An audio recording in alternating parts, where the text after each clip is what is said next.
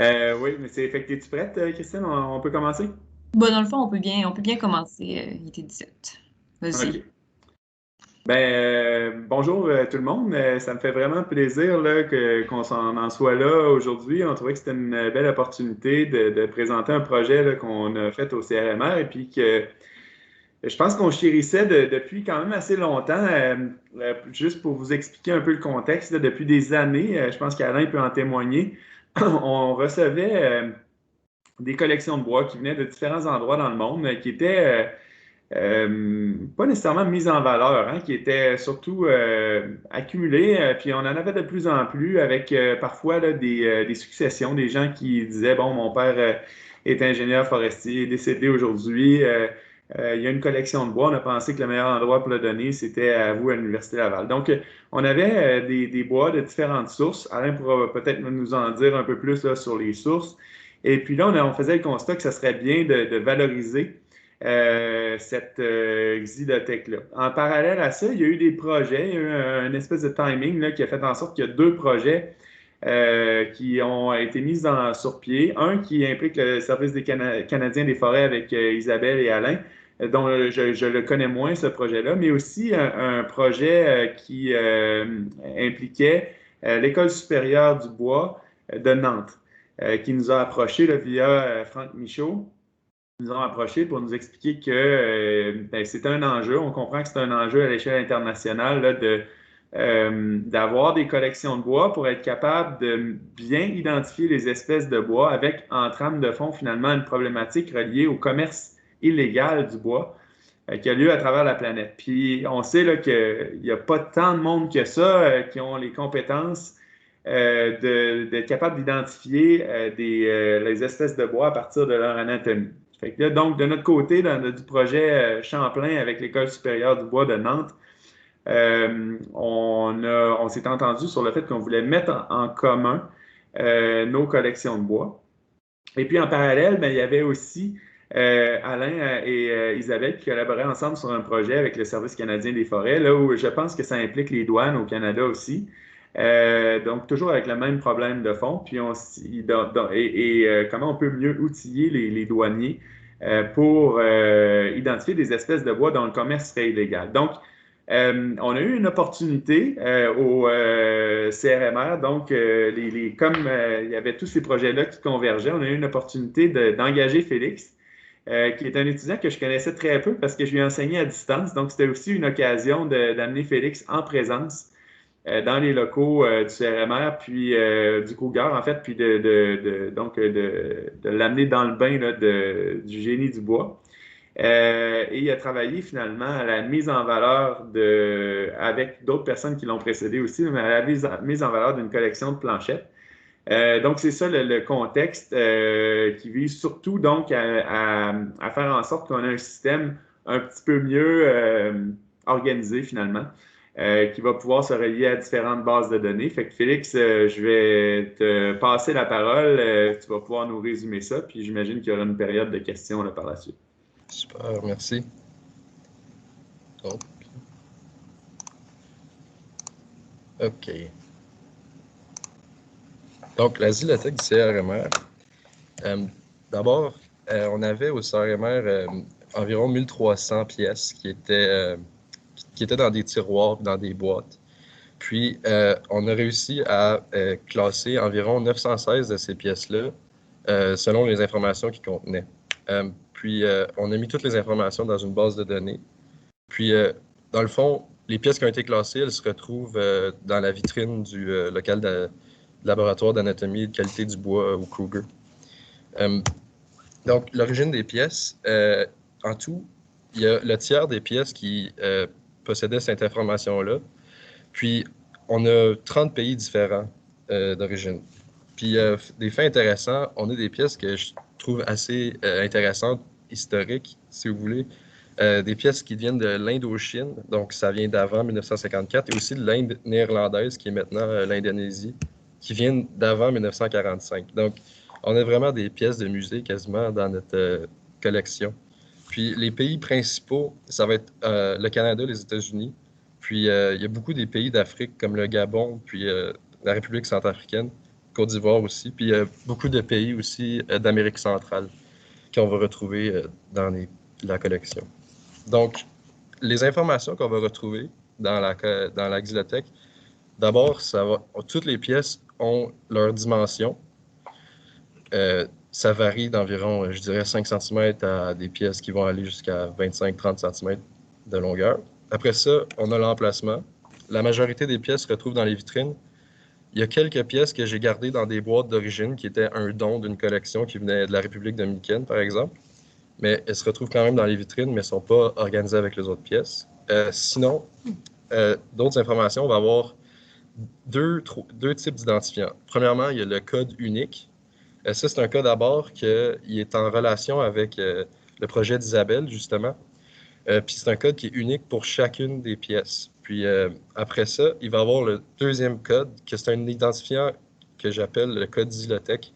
Dans le fond, ce code-là, c'est un code qui vient de l'École supérieure du bois de Nantes. C'est un code que je vais expliquer un petit peu plus tard, mais il n'est pas unique aux pièces, mais il est unique à le genre et l'espèce de la planche. Ensuite, il va y avoir parfois des identifiants d'origine parce que certaines pièces faisaient partie d'une ancienne collection. Après ça, on va trouver souvent la famille, le genre et l'espèce. Parfois, on va juste avoir la famille ou le genre, ça dépend. Quelquefois aussi, on va avoir les noms communs, français, anglais ou locaux, selon l'origine. Puis, c'est ça que je disais aussi au départ, un tiers des pièces, ils ont le continent, pays ou région d'origine qui est inscrite sur la pièce. Donc, pour le code Xylothèque, c'est pas super compliqué. C'est un code qui suit, dans le fond, l'évolution des espèces en ordre chronologique. Ici, on voit la pièce numéro 02, pain 6.17.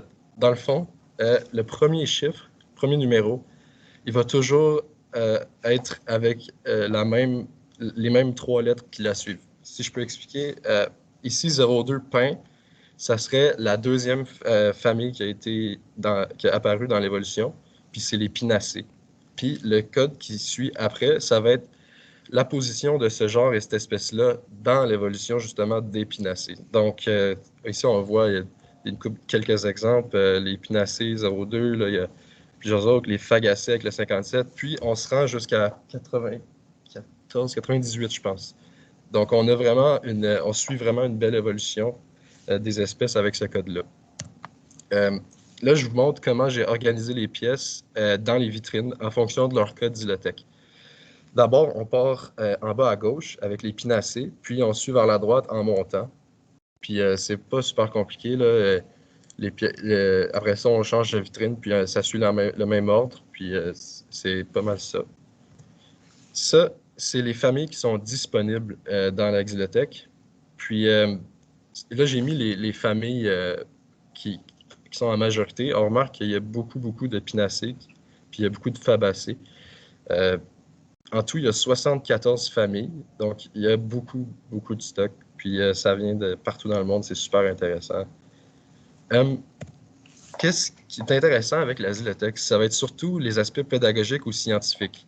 Quand je parle d'aspects pédagogiques, admettons, dans un cours d'anatomie du bois, ça peut être intéressant d'utiliser les pièces selon leur code Xylothèque pour démontrer l'évolution de leur anatomie.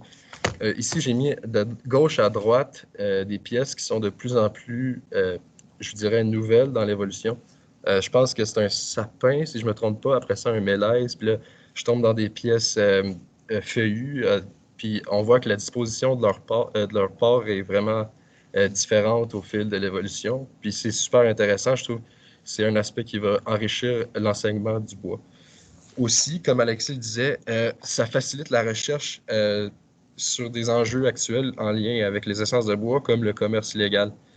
Justement, on avait une étudiante que j'ai rencontrée cet été qui travaillait sur un projet comme ça, puis elle utilisait quelques pièces de la Xylothèque, puis pour trouver justement un moyen pour aider les douaniers à identifier les essences de bois pour éviter du commerce illégal. Puis, dans le fond, on est en train de développer un système de prêt justement pour permettre aux enseignants, aux étudiants d'emprunter des pièces pour enrichir leur enseignement ou leur recherche. Puis ça, c'est par l'entremise du système de prêt avec l'Université Laval. Puis là, je vous ai présenté une fiche détaillée d'un produit. J'ai transmis des informations de ta base de données au système. Puis, on va retrouver d'abord dans le titre, il va y avoir le nom scientifique suivi du code unique de la pièce. Au numéro de série, je vais avoir mis le code d'Islotech. Ici, on le voit, il est à droite. Ça, c'est le 02 ARA 2.1. Puis, souvent, il va y avoir d'autres informations comme le nom local, la famille, si j'avais comme la place pour le mettre. Puis, parfois, il y a des pièces qu'il n'y avait pas le nom latin. Donc, j'ai remplacé le titre de la pièce par le nom local, suivi du code, encore une fois. Puis, pour l'instant, c'est ça, la Xylotech. Là, est-ce que vous me voyez? La Xylotech, dans le fond, elle se retrouve derrière moi ici. Puis, c'est comme, on a les 900 pièces ici. Il reste les autres 400 pièces qui n'ont pas pu être classées. Elles se retrouvent dans des bacs juste là, puis elles attendent patiemment. Puis, c'est ça. Merci, Félix, pour Pas de ton problème. travail. Puis merci aussi de mettre en valeur un de nos trésors du CRMR. Oui. On peut commencer la période de questions. S'il y en a qui ont des questions, vous pouvez ouvrir votre micro ou bien écrire dans le chat là, comme d'habitude. Puis je me permettrais peut-être juste une première question. Je me demandais, ton système que tu viens de nous présenter, là, ben, pas le système, mais je veux dire la plateforme de réservation, est-ce Oui. que tu as une idée quand que ça va être disponible, par En curiosité? ce moment, je dirais que peut-être le tiers des pièces sont entrées dans le système. Donc, dépendant, ben, ça pourrait se faire assez vite. Ça dépend de. Ça dépend. J'ai pas vraiment d'idée, là, mais ça pourrait être dans un mois ou dans 2 semaines ou peu importe. Ça pourrait être bientôt. Un beau service. Merci. Est-ce qu'il y a d'autres questions? Ah, je vois Alain Cloutier à la main levée.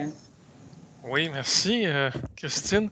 Ben, je veux remercier Félix puis toute l'équipe du CRMR, Alexis, pour tout ce travail-là de valorisation. Parce que depuis longtemps, on avait ça effectivement dans des boîtes. On n'avait pas de temps pour s'en occuper. Et puis, ben, je pense que là, c'est un grand pas en avant. C'est magnifique. Ben, merci puis bravo.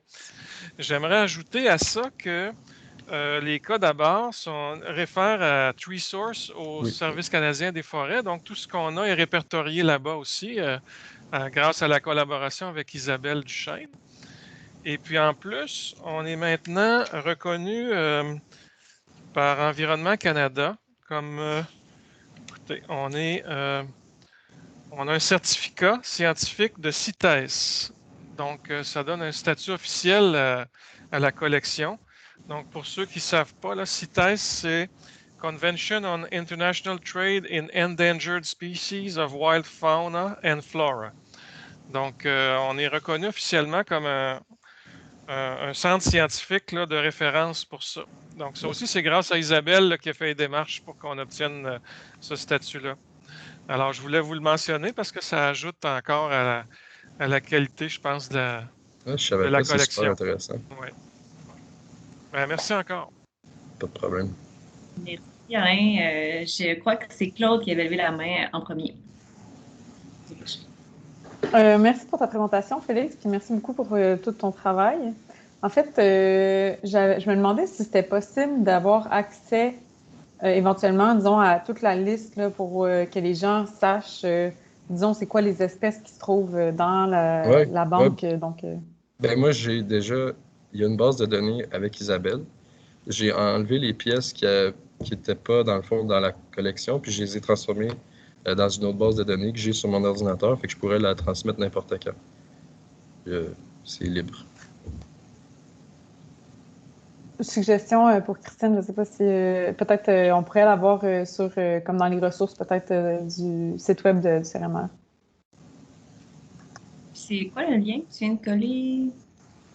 Ah, c'est celui de CITES, donc ça explique un peu ce que justement Alain mentionnait là. OK, parfait. Super. J'avais une question d'abord d'Alexis, ensuite on va y aller avec Isabelle Duchesne. En fait, je vais laisser la parole à Isabelle, vu que j'ai parlé beaucoup tantôt. Vas-y, Isabelle, puis je parlerai après.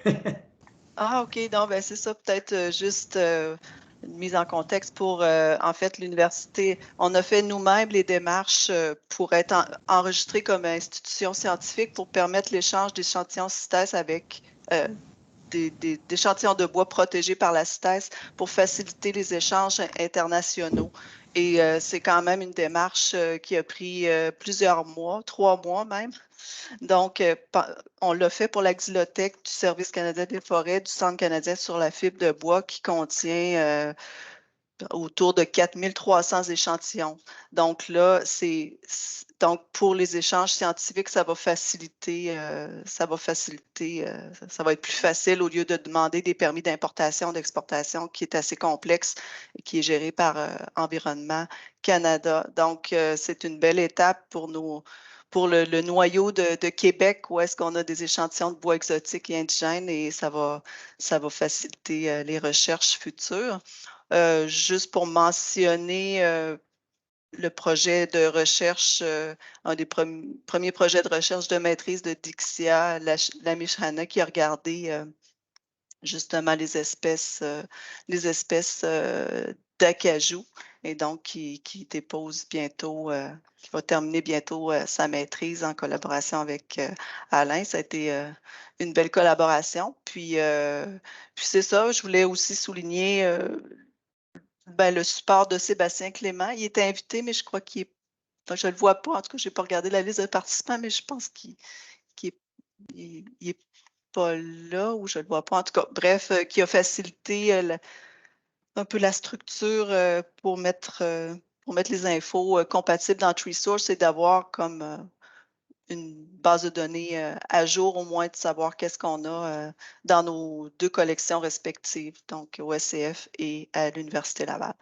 Et puis, par exemple, pour le projet de Dixia, elle a utilisé 100 échantillons de bois du Centre sur la fibre, du SCF, et 50 de l'Université Laval. Donc, ça permettait d'avoir plus de répétition d'échantillons. Donc, parce que souvent, l'un des enjeux, c'est qu'il y a très peu d'échantillons qui représentent une espèce dans les collections actuelles. Et c'est difficile d'avoir des nouveaux échantillons, d'aller en pays tropicaux à échantiller soi-même et importer tout ce bois-là. Donc, c'est par la mise en commun des collections qu'on arrive à faire avancer la recherche.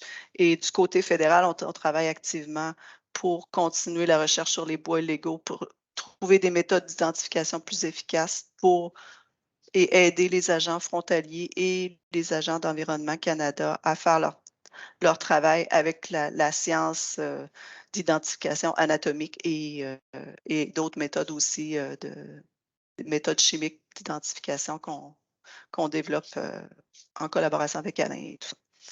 Donc voilà, c'est une petite mise à jour. Et merci Isabelle, merci pour votre soutien là, dans la démarche de Félix. Alexis, qu'est-ce que tu voulais ajouter? Oui, en fait, c'est ça. Moi aussi, j'aimerais ça rajouter une personne. Il y a Antoine Brassard là, qui a vraiment contribué depuis plusieurs. En fait, il a fait un travail de moine littéralement là-dessus pendant plusieurs années. Puis c'est lui qui a mis comme la table pour Félix qui nous a bien amené ça, achevé ça là. Fait que ça, c'est vraiment apprécié aussi son travail. Ce que je souhaitais dire aussi, c'est ça, c'est que dans l'aspect de collaboration puis d'échange entre des collections est vraiment très important, je pense. C'est pour ça que nos échantillons là, ont 2 numéros parce que celui de l'École supérieure du bois était, bon, c'est ça, ils font partie d'un autre réseau aussi. Puis, ce qui était intéressant, c'est qu'on a pu aussi comparer les collections, finalement, d'un endroit à l'autre. Et finalement, c'est ça, notre collection est quand même assez petite, là, mais par rapport à l'École supérieure du bois, où leur collection est beaucoup plus grande, il y avait quand même 2 espèces, je pense, que l'École supérieure du bois là, a remarqué qu'il n'y avait pas. Est-ce que vous avez identifié aussi des espèces bref, est-ce qu'on a augmenté notre nombre d'espèces en mettant les 2 collections ensemble, Isabelle? Est-ce qu'il y a des espèces qu'on avait que vous n'aviez pas et vice-versa? Ben, vice-versa. J'imagine qu'évidemment, c'est le cas, là, mais. Oui, vous avez un peu plus d'espèces de l'Afrique comparé à nous. On en a plus peut-être de l'Asie et de l'Afrique du Sud, mais de l'Afrique, on n'en a pas tellement. Et vous autres, vous en avez plus. Peut-être vous avez plus de collaboration avec des instituts de recherche africains et peut-être de langue francophone aussi. Là. Je ne sais pas s'il y a eu des liens entre continents, entre les... Fait que c'est ça, oui, je n'ai pas la liste, mais je me souviens il y avait plus de représentativité comme, d'Afrique. Dans les Kayas, même les Méliacées, les Acajou, tout ça, vous aviez plus d'espèces à ce niveau-là. Ah, ben, tant mieux. Donc, c'est ça. Donc, ça vaut la peine de les mettre ensemble. Puis, la dernière chose que je souhaitais souligner, là, je pense qu'il y a un enseignement. Euh, je pense qu'Alain, là, on peut revoir un peu aussi la façon de l'ordre dans lequel on présente les espèces. Je trouvais qu'au niveau pédagogique, d'y aller du plus simple vers le plus complexe dans les structures anatomiques, c'est vraiment porteur aussi pour l'enseignement. Donc, peut-être essayer d'intégrer à notre enseignement. Oui, c'est intéressant. Puis peut-être intégrer quelques bois tropicaux qu'on importe ici, là, dans ce qu'on voit dans le cours d'anatomie structure du bois, parce qu'on ne l'a jamais fait à date. Là. Oui, c'est Légalement. sensibiliser les étudiants à un enjeu réel. Là. Je veux dire, c'est une expertise pointue, mais vraiment nécessaire pour contrer le commerce légal qui était encore important, qui est trop important. Je voudrais juste ajouter un point à ce que Isabelle a dit tantôt. Là. On a eu ici à la faculté des collaborations avec l'Afrique centrale, l'Afrique francophone, à l'époque le Zaïre, qui s'appelle maintenant le Congo. Puis à cette époque-là, il y a eu je pense qu'il y a eu des échantillons qu'on a qui viennent de là, qui sont issus de cette collaboration-là. Même la faculté avait géré une école forestière dans l'ancien Zaïre à l'époque. Malheureusement, qui n'existe plus. Là. Mais je pense que c'est issu de ça, ces échantillons-là. Merci pour l'ajout. Rosilée avait levé la main, puis ensuite Ti. OK. Merci, Félix, pour la présentation. Puis, je voulais juste ajouter que moi, je viens de l'université brésilienne, l'Université fédérale de Rio de Janeiro, au Brésil. Puis là-bas, on a une grande collection on a une chilothèque aussi avec une grande collection de l'Amérique du Sud. Donc, juste pour savoir si vous voulez, faire une collaboration, quelque chose comme ça. J'imagine qu'il y a que la collection en France, c'est grande, mais c'est plus peut-être des espèces qui viennent plus de l'Europe ou de l'Afrique, peut-être. Puis au Brésil, c'est une grande collection de l'Amérique du Sud. Là, donc. J'ai pris une note. Merci, Rosilée. Ti, je ne sais pas si je prononce bien votre prénom. Je m'excuse si je ne le fais pas.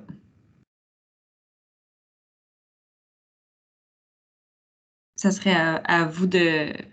Ah oui, c'est bon. C'est notre Queen. Bonjour, oui. Je suis très content de vous voir encore ici. Et désolé parce que mon français est très pas bien, mais ces activités, c'est très intéressant. Je suis étudiant doctorat ici, le centre avec les Alain et Alessi. Et je suis intéressant dans ce domaine-là. Depuis fini mon étude de le centre de recherche sur le bois, j'ai toujours travaillé avec le domaine de d'identifier le bois. Et cette activité-là, pour la commerciale intégrale, c'est toujours intéressant. Parce que dans l'avenir, je pense, c'est la CBTBB. TTB, c'est le bois commercial avec Canada et les internationaux. La base de données, c'est très important pour le commercial. Alors, merci de présentation de Félix. Et si j'ai développé pendant 2 ans, j'ai développé le base de données avec la plateforme de créer des programming. si Félix besoin d'aide, il peut aider pour la plateforme en ligne, comment ça dit, c'est la web app pour identifier le voix. C'est un web app, c'est développé. Et aussi, c'est développé une plateforme pour la base de données. Si Félix besoin d'aide, vous avez aider pour partager les plateformes comme ça. Ouais. Et merci encore de votre présentation. C'est ça. C'est très content. Merci pour vos commentaires, puis merci d'offrir votre aide, Félix. En tout cas, on prend note. Claude, tu avais levé la main. Oui, en fait, c'est vraiment c'est une question ouverte là, parce que j'ai pas suivi tout à fait la COP26, mais d'après ce que j'ai lu, il me semble qu'il y a eu des engagements au niveau de la lutte contre le commerce de bois illégal. Est-ce que vous savez si le Canada, quel genre d'engagement ont-ils pris?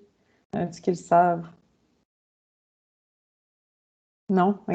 J'ai pas suivi étroitement, mais on a une équipe à Ottawa pour l'accès au marché qui suit ça de très près. C'est juste que j'ai pas eu le temps de parler avec ces personnes-là qui dernièrement, mais on a une équipe active au gouvernement fédéral, Ressources naturelles Canada, SCF, accès au marché qui s'en fait que je pourrais faire un petit update peut-être.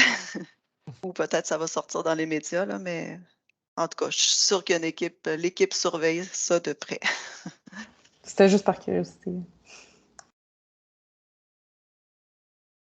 Justement, par rapport à la collaboration, là, on voit là, qu'il y a eu des nouveaux efforts pour resserrer les liens entre la faculté et le Service canadien des forêts, mais entre autres le CFL, mais incluant là, le Centre canadien sur la fibre de bois. Donc, il y a eu une rencontre récemment. Tout ça, est-ce que par exemple, est-ce que ça vaudrait la peine de mettre en valeur cette collaboration-là dans le cadre de cette entente-là, mais aussi, je dirais, pour, par exemple, de publiciser un peu les bons coups, comme le fait que vous ayez obtenu cette reconnaissance-là de CITES. Est-ce que c'est quelque chose que vous avez déjà fait valoir dans vos réseaux sociaux, par exemple, des choses comme ça? Est-ce que c'est quelque chose que vous souhaiteriez diffuser comme un bon coup? Isabelle, Alain?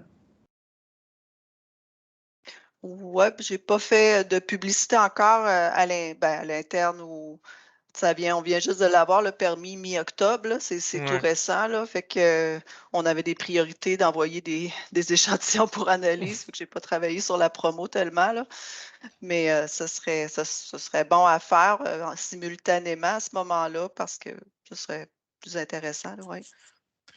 Moi Ouais, mais aussi, en fait, c'est ça, on veut pas. de mon côté non plus, j'ai pas fait la promo à l'interne, là. Comme dit Isabelle, on a une thèse à finir, là, puis c'est ça la priorité. Ouais. Mais moi, j'étais pas là à la rencontre avec le CFL, j'étais pas disponible. Mais je pense pas que c'était dans les thématiques principales. C'était pas dans les C'était pas dans les thématiques. thématiques. C'était la génétique et tout ça. C'est ça. Fait que c'était. Mais on pourrait informer nos autorités de ça. Oui, mais en fait, c'est ça. Si vous souhaitez en faire une certaine promotion, là, peut-être Christine te mettre un petit rappel, mais évidemment, ne pas le faire là, sans. Je pense que c'est. Comme tu l'as dit, Isabelle, il faut que ça se fasse conjointement. Là. On ne veut pas vous. On peut s'en reparler plus en détail. On pourrait s'en reparler, Alain, Alexis, nous trois, avant d'aller de l'avant. Là. Ça pourrait être bien de le communiquer, mais encore là, c'est ça, c'est pas nécessairement la priorité, mais ça peut être quand même intéressant là, de voir le bon coup qui a été fait là-dessus. Ce qui n'empêche pas de l'annoncer sur la page web du CRMR, qu'on a une xylothèque. Je pense que ça serait une bonne chose. Oui. Et puis, peut-être en faire vous êtes bon dans le Twitter puis tout ça, là. Oui, c'est ça. C'est ce qu'on veut éviter, c'est d'avoir l'air. Mais avant, on pourrait s'en parler. Tout seul sans le Service canadien des forêts. Là, fait que c'est ça. On veut juste que ça se coordonne. Oui. On peut s'en parler de ça quand. Oui, on va se synchroniser. Préparer un petit communiqué peut-être conjoint, là. D'accord. Oui. À suivre. À suivre. Ça me fera un plaisir de le diffuser par la suite. Aviez-vous d'autres commentaires, questions en lien avec la présentation d'aujourd'hui? Moi, je veux savoir si Félix est capable de toutes les reconnaître. Qui ça? Les pièces ou les personnes? Ouais. Les pièces? Une bonne partie, peut-être, Ah ouais, honnêtement. quand même. Mais il y en a beaucoup que non. Là. Il y a quand même 900 pièces. Ok. Puis les pièces qui restent, là, les 300 pièces, c'est quoi l'enjeu présentement? Est-ce que c'est parce qu'elles sont répétées? Qu'est-ce qu'on va faire avec celles-là? Ces pièces-là, dans le fond, c'est que il n'y avait pas les informations nécessaires à la codification avec l'École supérieure du bois de Nantes. Donc, c'est soit des pièces qui avaient un nom local que je n'étais pas capable de trouver le nom scientifique, ou c'était des pièces que simplement c'était comme effacé, le collant il avait été décollé. Fait qu'on on peut pas les identifier dans le fond. Puis même, Ouais. juste une petite remarque, même si le nom scientifique apparaît être correct, il peut y avoir des erreurs dans les collections. Donc, même au niveau recherche, il faut être vigilant au niveau de l'identification et vérifier et triplement vérifier avec des méthodes, voir si ça converge ou pas, ou tu sais. C'est pas si simple d'être certain d'une identification. Et aussi, les espèces, le nom d'espèce change avec le temps. Ouais. La taxonomie change avec le temps. Les classifications taxonomiques changent. Fait que c'est pour ça que dans la base de données TreeSource, on met un lien avec les versions les plus à jour côté scientifique au niveau de la taxonomie actuelle, comment cette espèce-là est classée. C'est l'avantage de maintenir une base de données web à jour là, avec ces liens-là sur les espèces, le nom d'espèces qui évolue avec le temps. C'est ça que j'avais fait avec Sébastien Clément. J'avais pris toutes les pièces, puis je les avais cherchées dans le worldflora.com. Ouais. Puis il y avait certaines pièces que le nom avait changé, ou c'était un nom qui était comme générique peut-être, mais c'était pas le vrai nom. Oui. C'est tout normalement. Oui, c'est ça. Normalement, en janvier, là, il est possible qu'avec le programme Champlain, on reçoive, si possible, là, mais qu'on reçoive des collègues de l'École supérieure du bois de Nantes. Il y a une personne là-bas qui a comme un talent, je dirais, inégalé là, en identification d'espèces. Et si possible, on pourrait peut-être retrouver là, certaines espèces par l'identification anatomique, au moins des genres. Là. Donc, on va essayer de faire le suivi là, par rapport à ça avec eux. Alexis, il y avait aussi des pièces que c'était aussi qu'il n'y avait pas de code Xylotech fait par l'École de Nantes. Il n'y avait pas encore créé le code. Donc, il y a des pièces qui ont les informations, mais ils attendent juste d'avoir un code. Parfait. Donc, on va regarder cet enjeu-là aussi. Okay.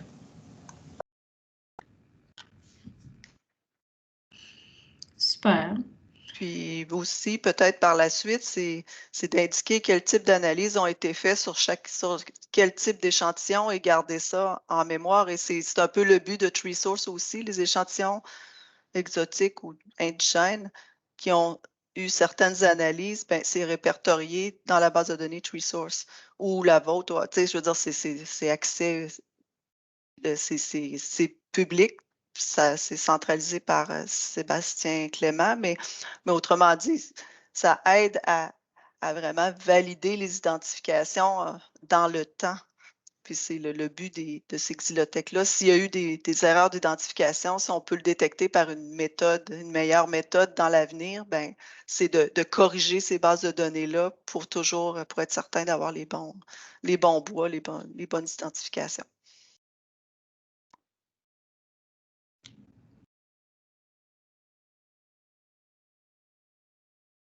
Ben, merci beaucoup. Est-ce qu'il y avait d'autres personnes qui auraient voulu ajouter quelque chose? Sinon, bien, je voudrais remercier Félix d'abord pour ton travail, mais aussi à tous celles et ceux qui ont collaboré dans le projet de la Xylothèque.